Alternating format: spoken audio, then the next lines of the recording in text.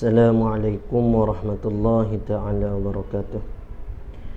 Ila hadratin Nabi Muhammadin sallallahu alaihi wasallam wa kafatil anbiya'i wal mursalin wal malaikatil muqarrabin wa ila a'immatil mujtahidin la siyama imamuna syafi'in wa khususan ila musannif hadzal kitab wa ila kulli masyayikhina wa kulli masyayikh wa ila jami'il muslimina wal muslimat syai'u lillahi lana wa lahumul fatihah. A'udzu billahi minasy syaithanir rajim. Bismillahirrahmanirrahim. Alhamdulillahi rabbil alamin. Arrahmanir rahim. Maliki yaumiddin. Iyyaka na'budu wa iyyaka nasta'in. Ihdinas siratal mustaqim. Siratal ladzina an'amta 'alaihim ghairil maghdubi 'alaihim waladdallin. Amin. Bismillahirrahmanirrahim. Alhamdulillahi rabbil alamin. Wassalatu wassalamu ala rasulina sayyidina Muhammadin wa ala alihi wa sahbihi ajma'in. Rabbi shrah li sadri wa yassir li amri wahlul 'uqdatam min lisani yafqahu qawli. Allahumma iftah alaina hikmatak wanshur alaina min khazaini rahmatika ya arhamar rahimin. ولا حول ولا قوة إلا بالله العلي العظيم ولا حول ولا قوة إلا بالله العلي العظيم ولا حول ولا قوة إلا بالله العلي العظيم وصلى الله على سيدنا محمد وعلى آله وصحبه وبارك وسلم والحمد لله رب العالمين. InsyaAllah kita sambung kembali pengajian kita Bidayatul Mubtadi ini pada muka surat pada muka surat 5, pada muka surat 5 pada baris yang keempat daripada bawah. Qala al-musannifu rahimahullahu ta'ala wa nafa'ana bi'ulumihi fid darain. Faslun, pada menyatakan Islam. Kemarin kita dah selesai dah pada menyatakan iman. Pada hari ini masuk pada menyatakan benda yang berkaitan dengan Islam. Pada menyatakan Islam, bermula makna Islam itu iaitu menjunjung segala titah Allah Ta'ala dan menjauhi segala larangan Allah. Maksudnya kita intisaru awamirihi wajtinabu nawahi. Kita buat tiap-tiap apa yang Allah Ta'ala perintah dan kita meninggal tiap-tiap apa yang Allah Ta'ala tegah. Sama jugalah kalau setengah-setengah kitab dia kata Islam itu menjunjung tiap-tiap apa yang didatangkan oleh Nabi sallallahu alaihi wasallam. Kita ikut pada zahir, itulah yang dikatakan Islam. Nilaian seperti mana yang kita sebut dah dulu, bila disebutkan Islam maknanya iman. Bila maksud kata iman maknanya Islam dah. Seseorang itu bila dikatakan mukmin maksudnya muslim. Bila katakan muslim maka dia tu mukmin. Tetapi bila kita katakan iman dan Islam bersama, maka dia memberi makna yang mempunyai makna yang berasingan. Iman maksud katanya kepercayaan pada batin kita, pada hati kita terhadap Allah Ta'ala, terhadap apa yang dibawa oleh Nabi sallallahu alaihi wasallam. Adapun Islam iaitu zahir kita. Bila kita dah tunaikan solat, kita ni mengucap kalimah syahadah, maka dikirakan seseorang itu muslim. Kerana itu pada satu hadis diriwayatkan pada satu ketika bila berlaku peperangan, seorang sahabat ni dia nak membunuh, mencatas kepala musuh tadi. Maka musuh orang kafir tadi mengucap syahadah, asyhadu an la ilaha illallah wa asyhadu anna muhammadar rasulullah. Tetapi sahabat tadi tetap mencatahkan tekuk musuh tadi.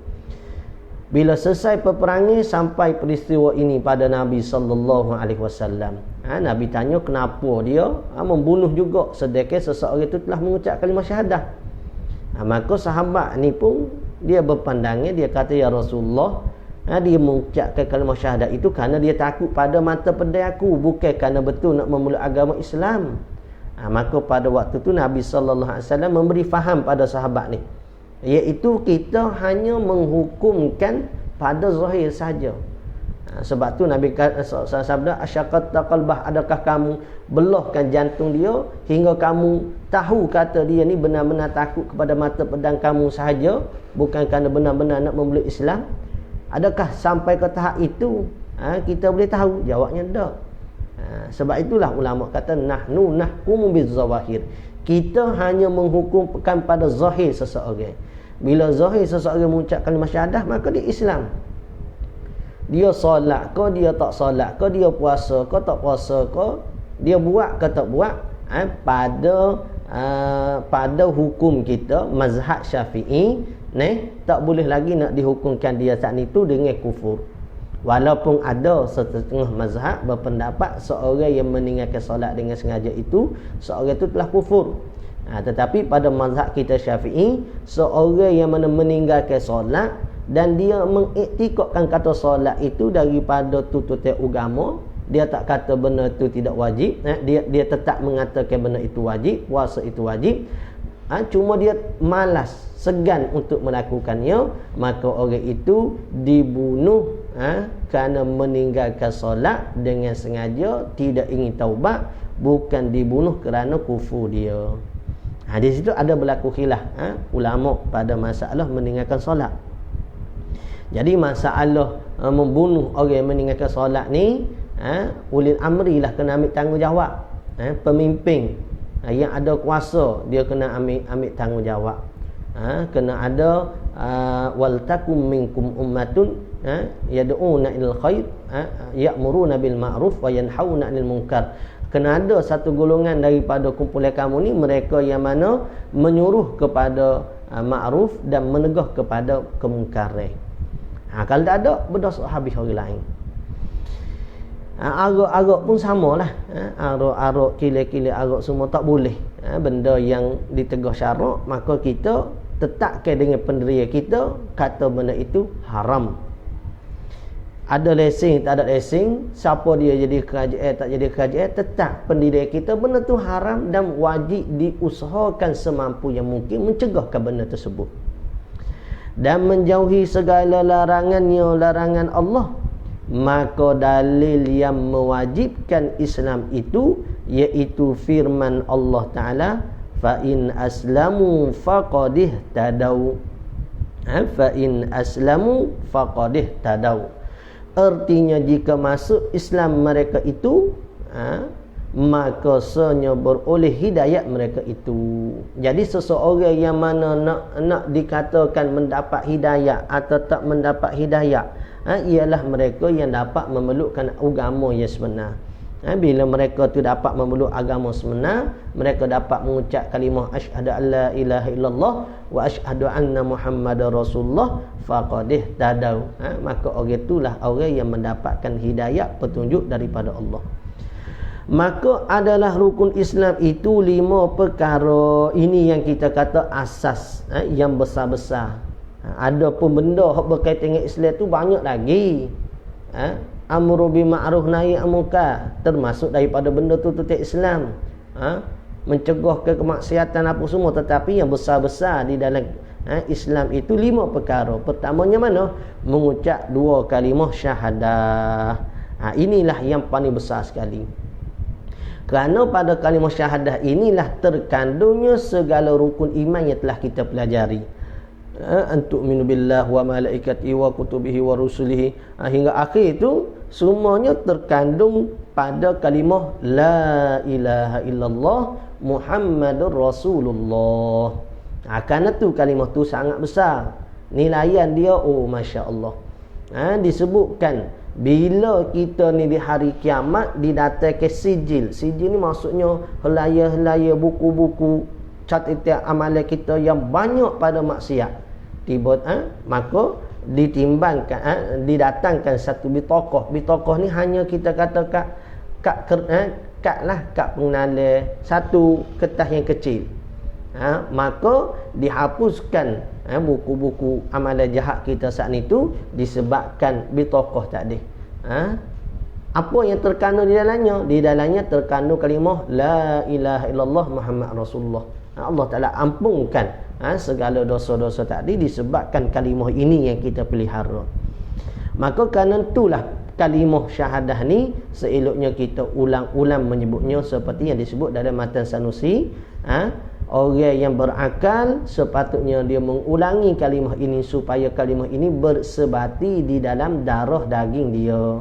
Biar bersebati di dalam darah daging dia, hingga kan dia bila dah hampir kepada kematian, dia mengucapkan kalimah la ilaha illallah Muhammadur Rasulullah. Inilah seperti mana disebut pada hadis, man akhir kalamihi la ilaha illallah dakhalal jannah. Siapa dia yang mengakhiri kalimah ketika mana hampir kepada kematian dia tu, dia mengakhirkan dengan kalimah la ilaha illallah, maka Nabi SAW kata dakhalal jannah, masuk dia ke dalam syurga. Masuk ke dalam syurga di sini ulama mengertikan dengan makna masuk daripada kalangan-kalangan orang-orang yang awal. Ini lebihnya. Sebab itulah kita nak kepada orang-orang waris-waris kita yang bijak memahami dalam agama. Ini tidak setengah-setengah kita bila ayah ibu nak meninggal, disuruh lagi mengucap, disuruh untuk mengucap ayah. Tak kena dengan perkataan begitu. Sepatutnya kita sebut di telinga dia. Kalau katakanlah ni sekarang ni musim Covid wal-iyadzubillah, orang tua tak dapat kita berjumpa, kena ada penyakit wal-iyadzubillah, duduk di ward ICU dan sebagainya, boleh melalui live telefon saja, WhatsApp saja, video call. Maka pada waktu tu kita suruhkan diletakkan pada telinga dia, kita sebut la ilaha illallah.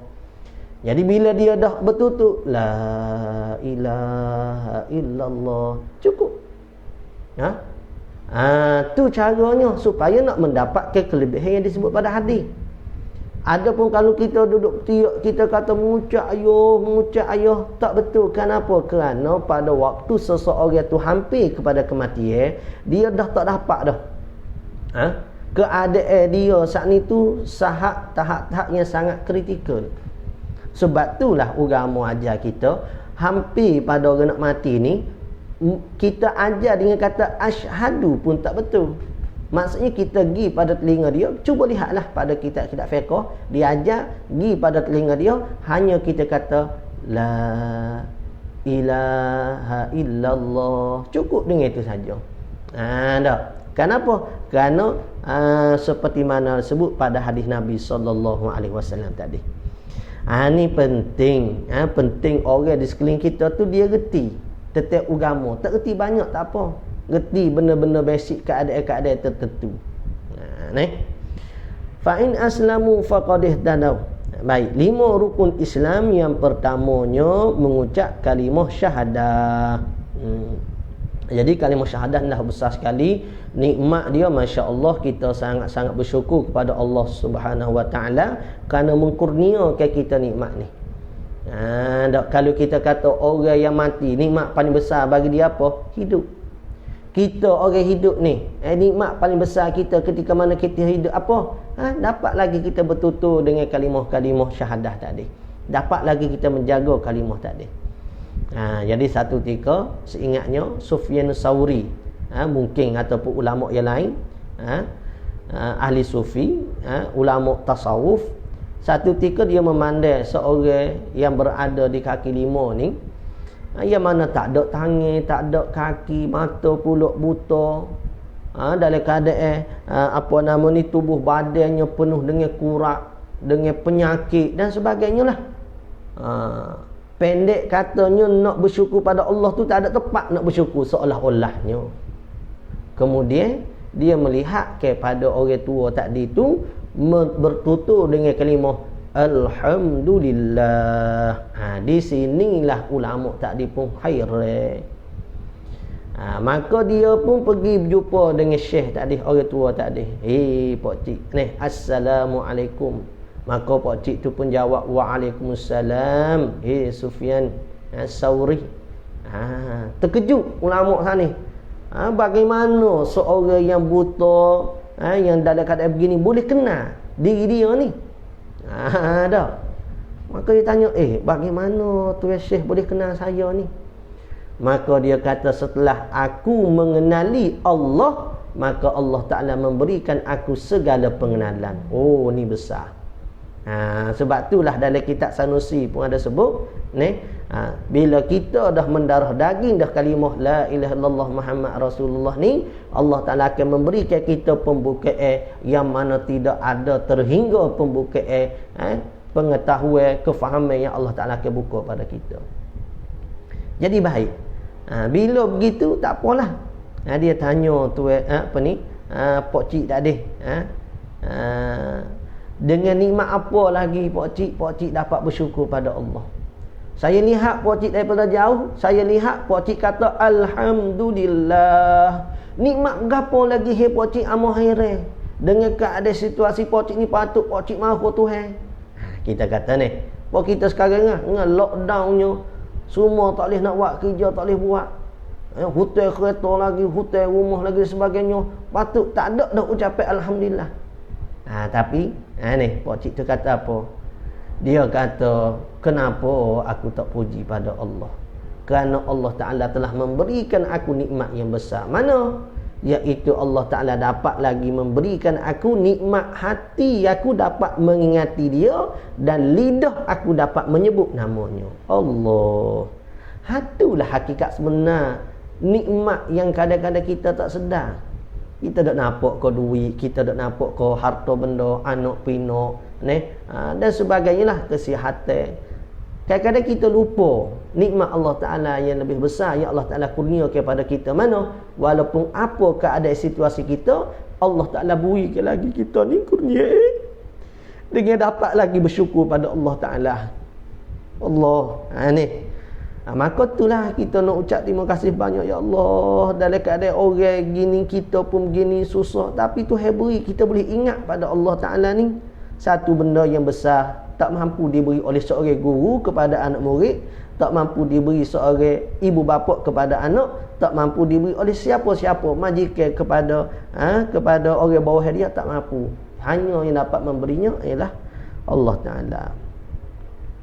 Serta mengetahui makna keduanya, iaitu makna kalimah syahadah itu. Dan kedua, mendirikan sembahyang 5 waktu. Ni setelah daripada mengucap kalimah syahadah, tak ada dah lah. Hak besar sekali iaitu mendirikan aqimus salah. Allah Ta'ala nyatakan supaya kita saat itu mendirikan solat. Mana dah ayat tu? Aqimus salat, inna salata tanha 'anil fahsya'i wal munkar. Tuhan kata dirikan solat kerana solat itu dapat menegahkan fahsya dan munkar.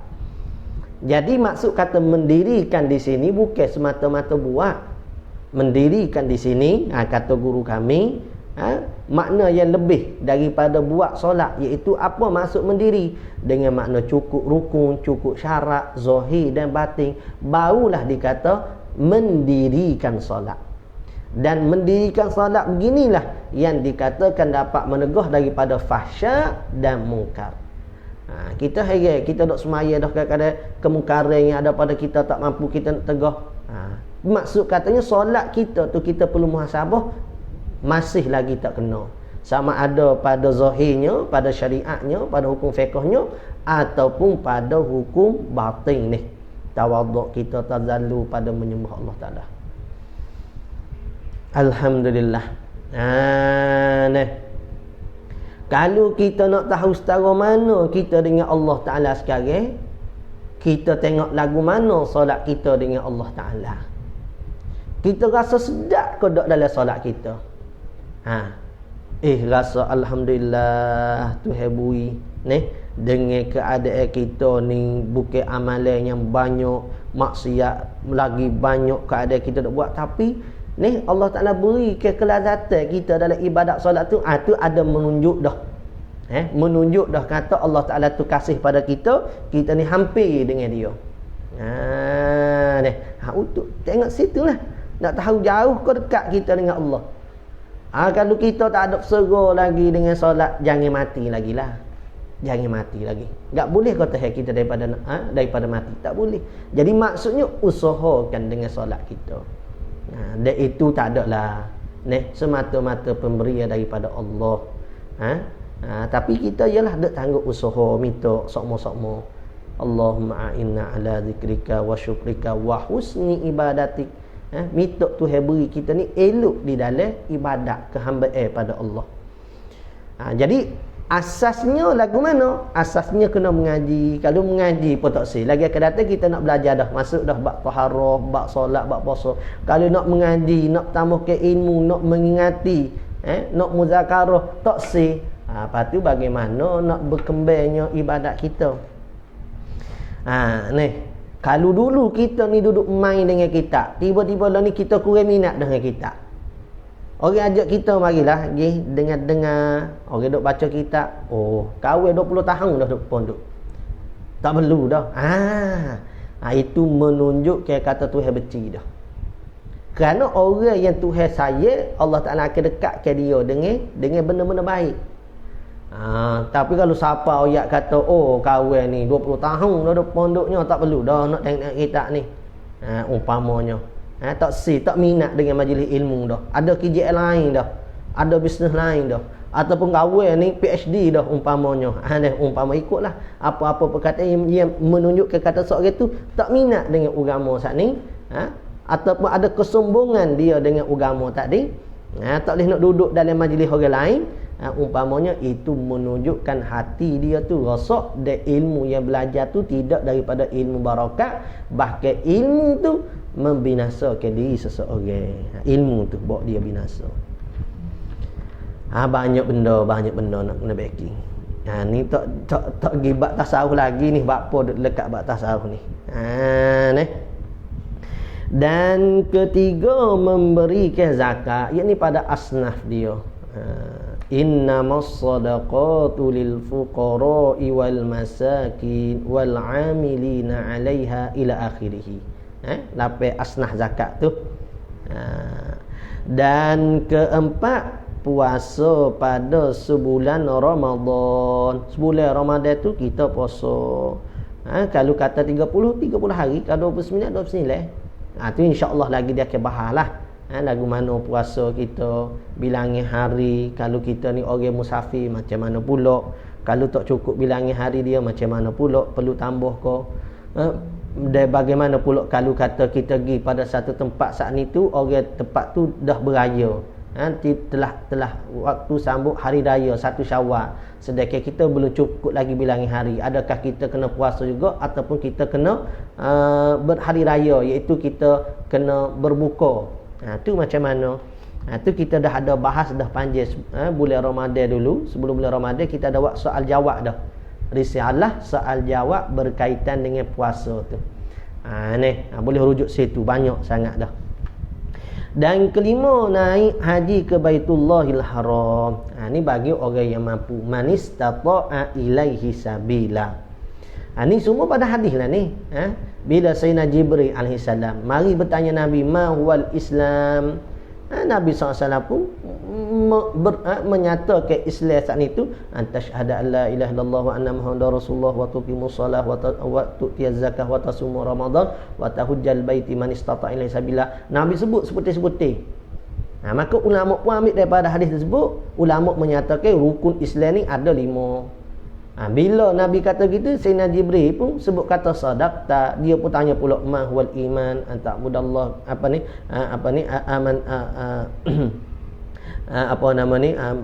kamu beriman pada Allah, pada malaikat. Sadaqta. Tanya pula ma huwal ihsan, anta'budallah ka'annaka tarah. Sadaqta.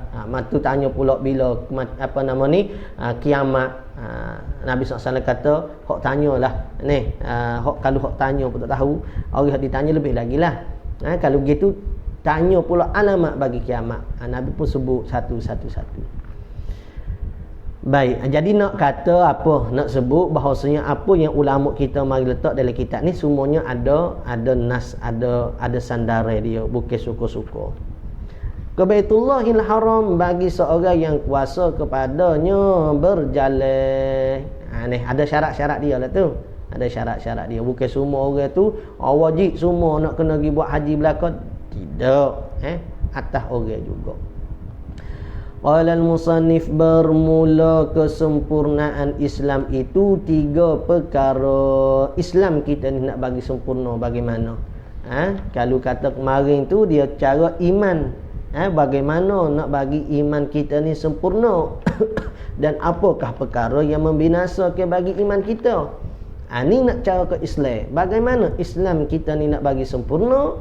Itu 3 perkara. Pertama, diikrarkan dengan lidah, mengaku, sebut dengan lisan. Tetap iman kita ni lah, asyhadu an la ilaha illallah wa asyhadu anna muhammadar rasulullah. Dan kedua, tasdik di dalam hati. Kita kena benarkan dalam hati kita. Hak tu bahagian iman. Tapi nak sempurna Islam itu dibenarkan di dalam hati kita. Benarkan apa? Benarkan apa yang kita tuturkan tadilah, la ilaha illallah Muhammad Rasulullah. Daripada Muhammad Rasulullah tu terkandung dah semua benda. Tetap ke nabi terdahulu, tetap pada mahsyar ke datang, tetap benda hak lepas, tetap benda gaib, benda semua benda. Pada kata wa anna Muhammadar Rasulullah tu, benda semua perkara tu kita telah merangkumi dah pada kata wa anna Muhammadar Rasulullah. Dan ketiga, diperbuat dengan segala anggota serta ijma' sahabat yang 4, yakni mazhab yang 4. Maksud katanya bukan sekadar kita mengakui, tetapi kita melakukan pada amal jawarih anggota badan kita. Kita semaya, kita puasa. Jadi pendeknya nak masuk syurga ni mudah bagi orang Tuhan, mudah nah. Susah bagi orang Tuhan, susah kan? Maka kerana tu kita minta Allah Ta'ala mudahkan kita. Mudah ni kenapa? Sebab ada seorang sahabat ni mari jumpa Nabi SAW, bertanya ke bagaimana dia ni nak masuk syurga. Mujur ada dia menanya. Jadi Nabi SAW kata, kamu buat ke apa Tuhan suruh, dan kamu tinggal ke apa hak Tuhan larang, maka bagimu syurga. Jadi Nabi pun katalah suruh semaya, suruh puasa. Jadi dia kata aku tak akan menambah dah di atas benda hak kamu sebut. Jadi Nabi SAW kata, mu tak boleh tambah dah atas hak aku sebut ni, mu buat apa yang aku sebut tu, syurga dah bagi kamu. Itu kita sekarang ni lebih pada tu dah kita buat. Semaya bukan wajib saja, hak sunat pun kita semaya. Baca Quran lagi, sedekah lagi, buat baik kat orang dan sebagainya. Jadi maksud katanya peratus bagi kita nak dapat dah syurga tu mudah dah tu. Cumanya nak kena jagalah barang dalam ni, jangan ada riak, jangan ada sombong. Patut kita buat saat ni tu biar betul dengan syariat lah. Patut yang satu laginya jaga ke hati kita. Patut kita buat saat ni tu biar betul dengan syariat. So laginya gapo? Tak bahasa. Ni maksudnya tahankan diri kita daripada maksiat. Hak tu saja. Paling terik-terik nak buat juga, makruh sajalah. Maksud katanya tak berdosa lagi. Tak. Makruh sajalah. Paling terik kalau nak buat juga, hak makruh saja. Tak, benda makruh ni banyak. Benda makruh ni banyak. Jadi maksud katanya jangan siapa benda haram. Tapi kalau kita boleh tahan benda makruh pun tak buat sebab agama tak suka, tu lebih molek. Bermula tanda Islam itu 4 perkara. Pertama, merendahkan dirinya. Ni alamat orang Islam. Merendahkan dirinya iaitu pada orang yang Tuhan suruh rendah. Ada pun orang hak Tuhan tak suruh rendahkan diri kita, jangan kita rendahkan. Seperti orang-orang takabur gapo tak boleh. Kita rendahkan diri kita disebabkan dia ni orang berharta, tak boleh. Rendahkan diri kita tu sebab dia makhluk Allah, sebab dia tu orang soleh, itu tak apa. Adapun disebabkan dia tu ada harta dan sebagainya ke dunia, tu maksudnya kita merendahkan diri tu bukan kerana Allah. Tetapi faktor-faktor ke dunia, tu Allah Ta'ala tak tuntut. Ni sama juga nak merendahkan diri kita kepada benda yang tidak sebenar, tak boleh. Nak merendah diri tadi tu biar pada tempat dia, biar pada benda yang sebenar. Jadi benda tu benda yang makruh dah di kita. Jadi terkadang orang kita ni menganggapkan merendah diri semata-mata tu terpuji, tidak. Maksudnya keadaan juga. Keadaan juga. Tapi secara umumnya sifat merendah diri itu sifat yang mahmudah. Supaya marahlah. Marah ni secara umumnya sifat mazmumah, sifat yang tercela. Tetapi kalau kata kita tak marah, pada nak memerangi orang kafir, tak boleh. Kerana marah untuk nak memerangi orang kafir itu dituntut oleh agama. Kita kena ada marah. Biarlah, tak apalah dia nak kata apa ke agama, tak boleh. Kena ada ketegasan kita di dalam nak membela ke agama kita. Kenapa? Orang kata kita tak apa, boleh lagi nak sabar. Nabi SAW orang kata ke dia, tak apa, gila kau, jahat kau, tolol kau. Orang kafir dulu kata belakang kan Nabi, gila lah, ahli ahli sihir lah, Allah waliyadzubillah. Tak apa. Tapi kalau bab agama, tak boleh. Nabi akan tegah. Dia begitulah hidup atas muka dunia ni. Kalau banyak cubaan, tu tanda Tuhan nak angkat kita. Kalau hidup ni tinggal tak ada cubaan, tu kena beringat. Tak. Ayat ni orang nak sembelih, orang widedak. Jadi kita kena ingat dunia yang ada pada kita dengan tidak ada cubaan, dengan tidak ada dugaan, tidak ada susah gapo, kena ingat. Kenapa? Karena tadilah cuba kita perhatikan ayam ni. Orang dok widedak wi makan, apa? Dia nak sembelih. Tu kita kena bimbang. Nikmat yang Tuhan beri ni jangan siapa menghalalkan kita dengan melihat ke ianya daripada Allah. Tu tak apa dah. Tu alamat molek.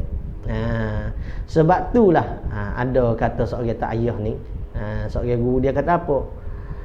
Dia kata orang yang kenal Allah, kalau dia koh kaya, koh molek.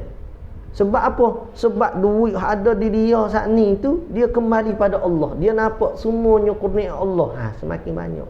Tapi orang ni kalau dia tak kenal Allah, semakin kaya, semakin jauh dia daripada Allah Ta'ala. Jadi ukurannya bukan pada kaya ke miskin ke.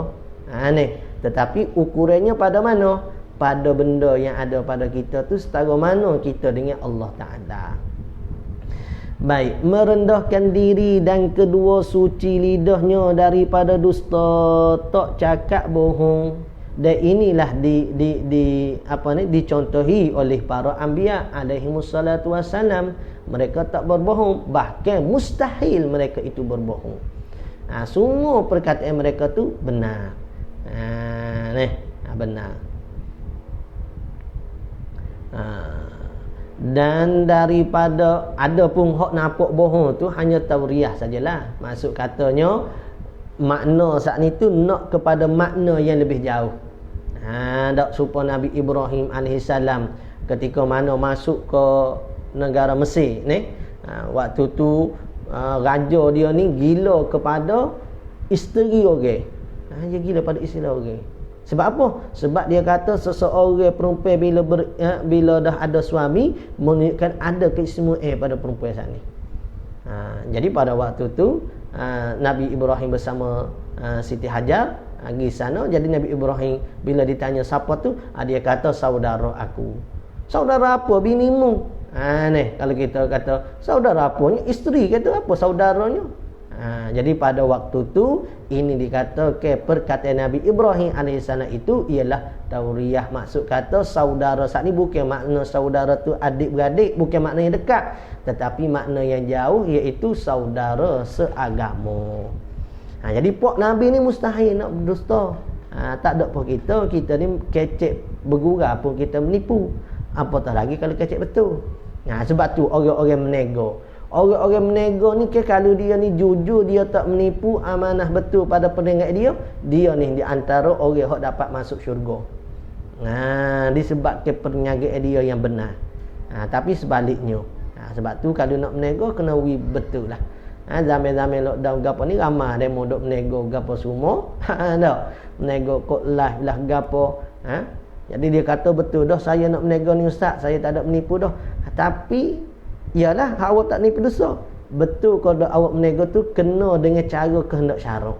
Kena belajar sikitlah bab muamalat. Buat muamalat ni luas.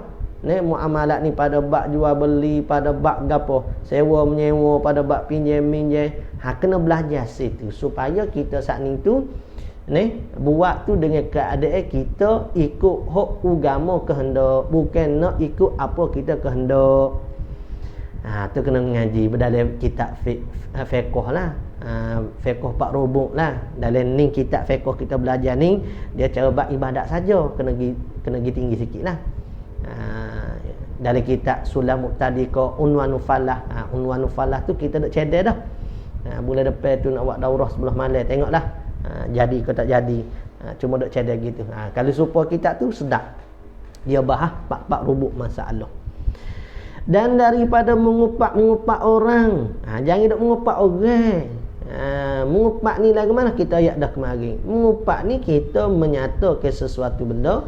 Zikru akhaka bima yukrahu, kita menyebut sesuatu benda yang pada saudara kita benda hak dia benci. Jadi mengupak ni bukan kata kita saat ni tu kata benda yang tak sebenar. Benda sebenar dah. Kalau tak sebenar tu fitnah. Benda sebenar dah. Tapi benda tu orang tak suka. Jangan dah katalah. Tapi di sana dalam kitab tasawuf tu dia akan hurah lah. Mengupak yang dibenarkan. Di antaranya mengupak untuk nak beri orang kenal. Mamak kisah dia kamu. Mamak mana? Oh, mamak hok pala dia gitulah. Tu orang panggil zikru akhaka bima yukrahu tu. Benda yang benci. Tapi oleh kerana kalau tak sebut begitu orang tak kenal. Sebut gitu, oh dia tu. Waalaikumsalam. Tak apa. Dan ketiga, ni ada Firdaus tu. Dia kisah dia ke ustaz. Firdaus mana? Firdaus, orang Firdaus boyo. Waalaikumsalam. Umpama ni. Jadi kalau sebut gitu dia tak suka. Apa boyo tak boyo gapo kita ni. Tu tak boleh. Tapi kalau kata benda tu atas dasar tujuan nak kenal. Dia duit kenta ni. Siapa dia? Itulah mamak mana? Mamak. Dia sebut benda hak tak molek tetapi atas dasar nak kenal saja. Tak apa. Dan ketiga, suci perutnya daripada memakai yang haram. Tu barulah tanda Islam. Sebab tu kena cermat. Sebab tu kena ngaji bab saka. Yang dah ambil harta yang koksi. Banyak je jadi gitu. Masyarakat kita hak berjuh ni tak apalah, saling reda-reda dan sebagainya. Tapi ada setengah orang ambil kesempatan dengan orang-orang yang lemah. Ni kita bimbangnya. Supaya duk makan babi dah lah. Teruk pada tu lagi. Kalau babi tu bukan hak orang, kita tobat dengan Allah Ta'ala agak tak apalah. Tapi kalau makan harta orang, tobat dengan Allah Ta'ala tak memadai. Mesti kena pulangkan balik bagi hak orang yang kita ambil. Banyak. Sebab tu harta orang ni jangan kita buat mudah. Harta orang ni jangan buat mudah. Waktu musim banjir kau berapa, jangan duk ambil kedai uci orang. Kalau ada benda lain boleh makan benda lain. Walaupun bangkai. Tak disebut dalam kitab. Walaupun bangkai, jangan dah ambil harta orang lagi. Kecuali kita tahu tuan kedai ni tak apa, dalam keadaan gini tertulah lagi dia bui umpamanya. Tu lain. Ataupun pada masalah harta luqatah ada bahasa-bahasa dia tu lain. Dan keempat, suci badannya daripada hadas yang besar dan lobo dan tomok. Tanda Islam saat itu suci badannya daripada hadas yang besar. Hadas besar lah, junub dan lobo. Tu hak secara zahirnya kita kata. Hak secara benda sifat-sifatnya lobo dan tomok. Jangan bersifat begitu. Kerana sifat lobo tomok ni bukan sifat orang yang Muslim. Tu sifat-sifat orang kafir. Bermula syarat Islam itu 4 perkara. Pertama, sabar akan hukum Allah. Ni syarat Islam. Syarat kata nak kira Islam tak Islam tu 4 perkara. Mana yang pertama, sabar akan hukum Allah. Hukum Allah kata wajib solat, wajib puasa, haram zina, haram minum arak. Kita tahan. Sabar ni gak kata guru kami gak lah. Tahan, kita tak si tapi kena buat. Kita nak tapi Tuhan tegur, jangan dok buat. Dan kedua, redha daripada qada Allah Taala. Terutama zaman ni. Banyak kita dengar video-video lah, suara lah, demo dak atas orang dok menangis. Sebab apa? Sebab bimbang dengan keadaan nak cara kau makan minum diri dia, anak dia, nak bayar rumah lah, kereta lah dan sebagainya. Kita kena ingat. Pengaduan utama sebelum kita nak mengadu ke orang lain, kita kena ingat, kita kena mengadu ke Tuhan dulu. Mengadu ke Tuhan dulu. Benar-benar mengadu. Ni semaya pedak, penat juga. Benar-benar mengadu ke Tuhan dulu. Barulah kita usaha dengan cari orang-orang yang dapat bantu kita. Kalau dah kita memang tak boleh nak buat kerja benda lain dah, umpamanya tak apalah, minta dengan orang lain. Tapi pertama kali kita kena minta Allah Ta'ala. Sebenarnya cukup dengan Allah Ta'ala dah tempat kita nak minta. Ni cukup dengan Allah Ta'ala dah. Tak perlu orang lain. Moga kita duk makan minum ni. Siapa kalau ni kita hidup sebelum lockdown ni weh. Siapa dia duk makan? Ibu bapa ke? Kerja kita ke? Gaji kita ke? Dah Allah Ta'ala. Cuma Allah Ta'ala datangkan asbab. Masa kecil enggak ibu bapa lah hok duk makan. Ada saja orang yang tidak ibu bapa makan. Mana? Anak yatim piatu. Hidup juga. Ni boleh makan juga. Kadang-kadang mewah pun ada. Contohnya apa? Allah Ta'ala berikan dia ni duduk dengan ayah akak, ibu akak hok kaya hok umpama. Jadi nak ayat kata ataupun ada orang lain hok sponsor dia hok umpama, ikutlah. Dia nak kata hak tu hanya jalanan asbab Tuhan nak berikan kita. Orang beriman dia nampak kata ujian sekali mari akan 2 kali nikmat akan datang. Sebab itulah orang beriman bila dia nampak ujian besar, dia tak nampak ujian besar. Dia kata gapolah benda besar Tuhan nak berikan kita. Sebab apa? Sebab ujian tu ini besar weh. Jadi kita akan pandai besar lagi Tuhan nak berikan kita pas ni. Kalau kita nampak begitu tak nampak benda ujian ni. Dan ketiga, tapi ialah iman kita kurang. Saya pun samalah, tipis iman kita. Dan ketiga, yakin serta dengan tulus dan ikhlas hatinya dengan Allah Ta'ala. Yakin dengan Allah Ta'ala benar-benar serta dengan tulus dan ikhlas hatinya. Dan menyerahkan dirinya kepada Allah Ta'ala semata-mata. Ni orang hebat ni. Bukan hok naik kereta mewah tu hebat. Ni orang benar-benar hebat.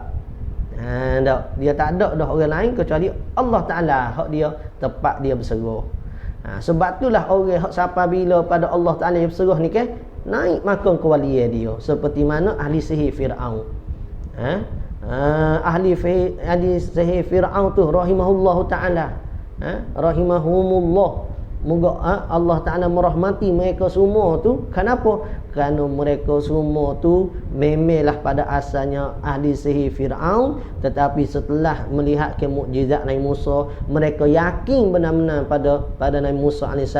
Yakin pada Allah. Pada waktu tu mereka terus beriman. Iman mereka sampai tahap mana? Sampai Fir'aun ni Fir'aun murka pada mereka, nak bunuh mereka. Mereka kata tak apalah, tak ada berapa dengan bunuh. Sebab kami yakin benar dah pada Allah Ta'ala. Tu naik makom kewalian. Mudah ya. Ada susah kalau Tuhan kehendak. Ini yang kata iza arada syai'an ayyakula lahu kun fayaku. Bila Tuhan kehendak sesuatu tu berlaku, kun fayaku. Kalau bahasa kita petik jari ya. Ni keempat, mengikut firman dan sabda Rasulullah sallallahu alaihi wasallam. Ikut apa difirmankan oleh Allah dan apa yang disabdakan oleh Rasulullah sallallahu alaihi wasallam, serta menjauhi daripada segala larangannya. Qala al-musannif, bermula yang membinasakan Islam itu 4 perkara. Mana? Pertama, berbuat sesuatu perbuatan dengan tiada diketahuinya. Ni kena beringat. Ni di antara benda yang membinasakan Islam kita. Mana? Bila kita buat sesuatu dengan keadaan kita tak tahu. Ni yang kita sebut tadi tu. Berniaga tu halal. Bahkan berniaga saat ni tu kena dengan cara terpuji oleh syarak. Bahkan jaminannya syurga. Kalau kena dengan cara. Tapi yang kita bimbangi sekarang, berapa ramai orang-orang yang digelarkan businessman daripada kita umat orang Islam ni yang tidak mendalami dalam bab perniagaan pada agama. Mendalami bab perniagaan pada nak menambah ke orang panggil keuntungan tu, tu ramai duk belajar. Masuk bayar apa tak apa. Kenapa? Kerana kita nampak keuntungan tu yang bersegera. Tapi ramai mana yang mana mendalami duk dengar orang duk mengajar gapo berkaitan dengan cara jual beli yang sah. Macam mana masalah khiyar syarat, khiyar majlis. Macam mana barang saat ni tu nak dipulaikan balik ke apa semua, berapakah rukun-rukun syarat bagi jual beli. Rukun-rukun syarat-syarat nak sah jual beli ni berapa? Tak tahu. Tapi kau tahu. Kalau dia mau 4 angka nak buat 5 angka lagu mana, kau pandai. Jadi orang panggil tak ada beza cara kita berniaga dengan cara orang tidak Islam berniaga. Tu deh. Tu. Benda membinasakan Islam. Jadi bimbang takut makan riba lah. Takut duk makan riba ataupun makan sesuatu benda hak tidak hak kita. Tu kita bimbang. Sebab tu pada bab harta ni kena belajar. Belajar cara bagaimana masuk di kita tu dengan cara halal. Hak tambah-tambah lagi kalau nak berkat. Ni. 4 perkara ni berbinasa. Yang pertama, perbuat sesuatu perbuatan dengan tiada diketahuinya. Dia tak tahu apa dia buat. Semaya ke, puasa ke. Dan kedua, diketahuinya tiada dikerjakan. Ni pun bahaya. Dia tahu tapi dia tak buat. Dia tahu dah menego begini haram. Sebab dia panggil menipu. Mana buah buruk ia tak bawah, buah comel tak datang. Jadi bila orang mari beli nampak buah comel, minta nak beli buah, sampai rumah boleh buah buruk. Ni benar ni berlaku Nabi SAW tegur para sahabat ni, hak duduk meniaga pada zaman tersebut. Nabi tegur tak boleh buat begini. Buah baik sukukan dengan buah hak buruk supaya orang dapat beza. Ni dia sengaja pula tu. Tu bimbang. Jadi maksud kata kena beringat ni, kena beringat. Orang nak beli, dia timbang ayam lain, dia beri ayam lain. Dia cepat tangan. Tu kena beringat berapa untung berapa sen sangat nak tukar dengan api neraka. Dan kedua, diketahui tiada dikerjakan. Tahu tapi tak buat juga. Tahu hak aras ni tak buat juga. Maksudnya tak tegah diri daripada terjerumus, buat jugalah. Tahu benda wajib tak buat. Dan ketiga, tiada tahu serta tiada mahu bertanya. Ni pun bahaya juga. Dia tak tahu tapi malah menanya. Dia kata tak apa ku, begini ku, begitu ku, buah ku ni. Murah kelajak buah ku weh. Murah kelajak ni. Tak boleh, kena bertanya lah, kita tak tahu. Dan keempat, mencela orang berbuat baik serta diharuskannya pada mencela. Ni bahayalah. Kalau siapa mengharuskan perbuatan mencela tadi tu, nak buat pada kupu dah lah. Ni kenapa? Kerana perbuatan begini semua dia tahu kata haram. Dan diperingankannya segala pekerjaan. Buat mudah belaka urusan agama. Hak dia betul konsisten, hak betul dia caranya, urusan dunia dia je. Itu maksudnya benda ni lah kita kena ambil cana. InsyaAllah kita sambung esok satu kali lagi untuk menghabiskan bab iman ni. InsyaAllah minggu hadapan kita sambung kepada Kitabut Taharah. Tak banyak tu, InsyaAllah kita sambung minggu hadapan Kitabut Taharah. Esok kita pun habis sikit lagi fasal. Tu ada hak mana-mana tak boleh jawi nak rumi tu, maklum kepada admin lah. InsyaAllah diusahakan untuk dipostkan. Wallahu a'lam. Sallallahu rabbuna 'alan nuril mubin Ahmadal Mustafa Sayyidil mursalin. Sallallahu rabbuna 'alan nuril mubin Ahmadal Mustafa Sayyidil mursalin wa ala alihi wa sahbihi ajma'in wa ala alihi wa sahbihi ajma'in. A'udzu billahi minasyaitonir rajim. Bismillahirrahmanirrahim. Alhamdulillahirabbil alamin. Wassalatu wassalamu ala rasulina sayyidina Muhammad wa ala alihi wa sahbihi ajma'in. Allahumma anfa'na bima 'allamtana, rabbana zidna ilma. Allah faqihna fid din wa 'allimna at-ta'wil waj'alna min ibadikal mukhlisin waj'alna min awliyaika salihin. Rabbana ighfir lana dzunubana wal walidayna warhamna kama rabbayana shaghira. Rabbana atina fid dunya hasanah wa fil akhirati hasanah wa qina adzabannar. Wa sallallahu ala sayyidina Muhammad wa ala alihi wa sahbihi wa baraka wa sallam. Walhamdulillahirabbil alamin. Taqabbalallahu minna.